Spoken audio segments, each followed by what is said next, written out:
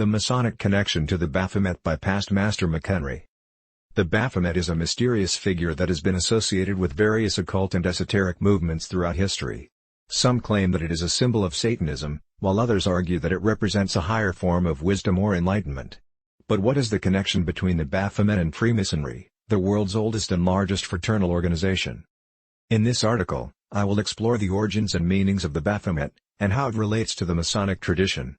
I will also examine some of the controversies and misconceptions that surround this enigmatic icon, and how it has been used and misused by different groups and individuals.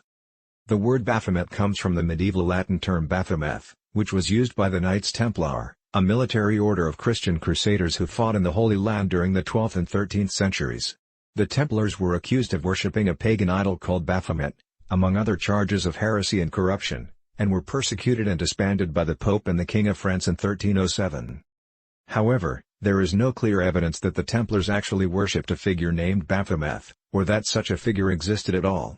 Some scholars suggest that the term was a corruption of Muhammad, the Arabic name for the Prophet Muhammad, whom the Templars may have encountered or respected during their interactions with the Muslims.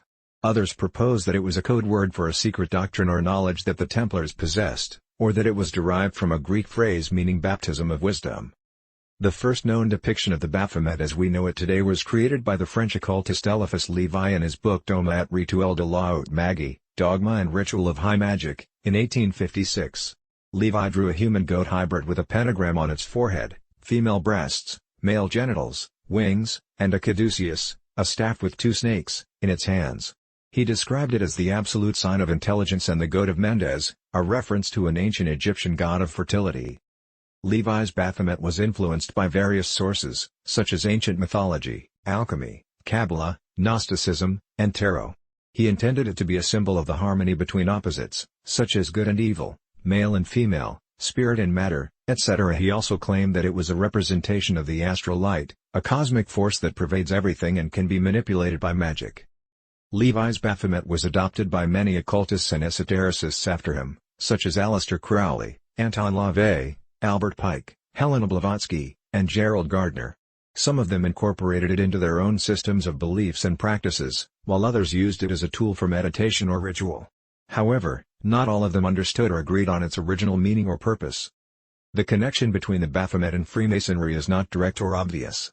There is no mention of the Baphomet in any of the official Masonic documents or rituals, nor is there any evidence that Levi was a Freemason himself.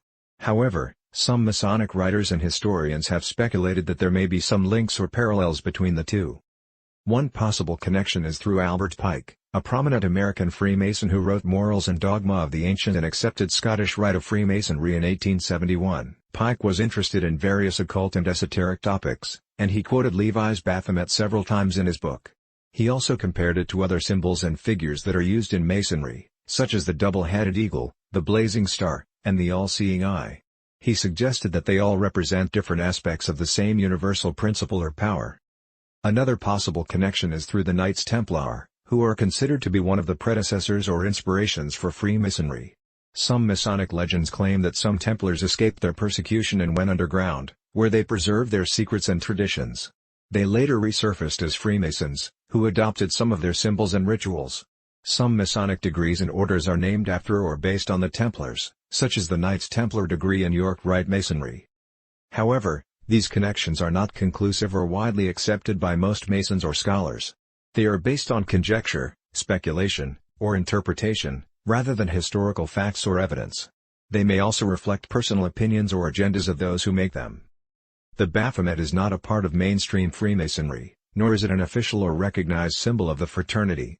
It is not endorsed or approved by any Masonic authority or body. It is not displayed or used in any Masonic lodge or ceremony. It is not taught or explained in any Masonic education or instruction. The Baphomet is a personal choice or preference of some individual Masons, who may find it meaningful or useful for their own spiritual or intellectual pursuits. They may use it privately or publicly, as long as they do not violate any Masonic rules or principles. They may also share it with other Masons or non-Masons, as long as they do not impose it on them or misrepresent it as an official or authentic Masonic symbol. The Baphomet is a complex and controversial figure that has many interpretations and implications. It is not a simple or straightforward symbol that can be easily defined or understood. It is not a benign or harmless icon that can be casually adopted or displayed. It is not a universal or neutral emblem that can be applied or accepted by everyone. The Baphomet is a challenge and a responsibility that requires careful study and consideration. It is a source and a subject of curiosity and controversy that invites inquiry and debate. It is a reflection and a projection of the human mind and spirit that reveals and conceals its mysteries and secrets. Let's get to the light.